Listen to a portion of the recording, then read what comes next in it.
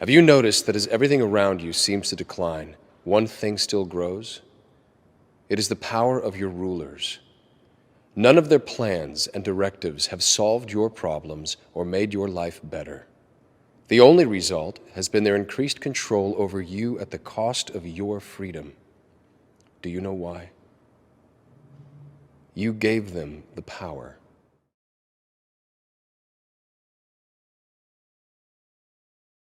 The 18-year-old who police say is responsible for yesterday's shooting at Timberview High School is now out of jail and at home. Hello and good evening. I'm Steve Eager. This morning, Timothy Simpkins bonded out of the Tarrant County Jail. He did not make a statement or answer reporters' questions, walking silently alongside his family. Arlington police say during their investigation, officers found other weapons in the family's home and believe the .45 caliber handgun they found yesterday is the weapon Simpkins used on campus. The family's representative said this afternoon, with so much media attention, the Simpkins family is now concerned for their own safety. Fox 4's Sean Rabb spoke to some of the family members who again repeated Simpkins was bullied. Sean.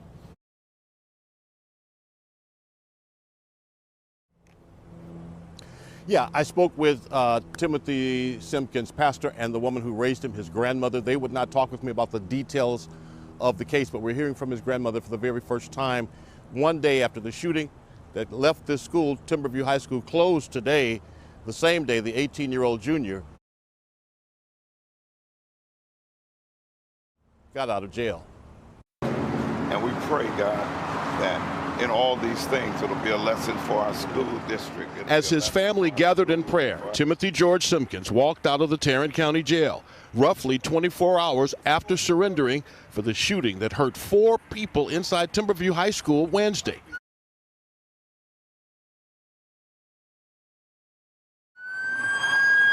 One student was grazed by a bullet, a teacher shot, and the most seriously injured, a 15-year-old who required surgery and was critically hurt. The .45 caliber is a very large caliber handgun, and it is very potent, very deadly. In an interview on Good Day, Arlington Assistant Police Chief Kevin Colby says the .45 caliber weapon found on a street in Grand Prairie has been linked to the shooting on the second floor in the classroom at the high school. ATF has done forensics and has matched that weapon with the casings that were found in the school. So we are a high confident degree that we have the weapon that was used. The arrest affidavit says the witness intervened, breaking up the fight Simpkins was involved in. The witness was able to control the other individual involved in the altercation. This individual gave up and stopped being combative. When the witness turns around, the affidavit says, to check on Simpkins, Simpkins has produced a firearm. The 18-year-old, released from jail on bond, walked to the pretrial release department so he could be fitted with an electronic leg monitor and given his conditions of bond. My sympathy goes out to the other family that was, hurt.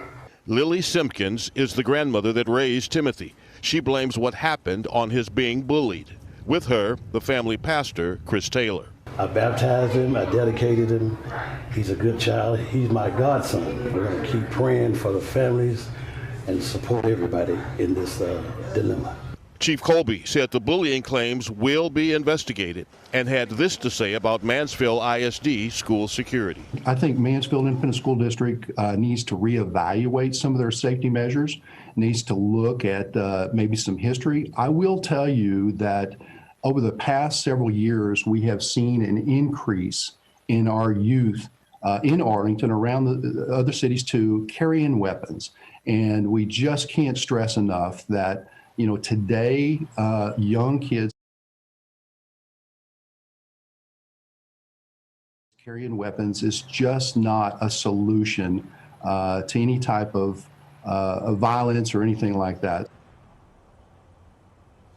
So the question still begs to be asked, how did we get to this point? And that's going to be determined through the investigation. We know that Simpkins has a couple of attorneys now who are involved representing him as this goes forward. As we told you yesterday, Steve, of course, there are 4 victims, and the 4th was a pregnant woman who fell in all of the chaos and did not have to go to the hospital.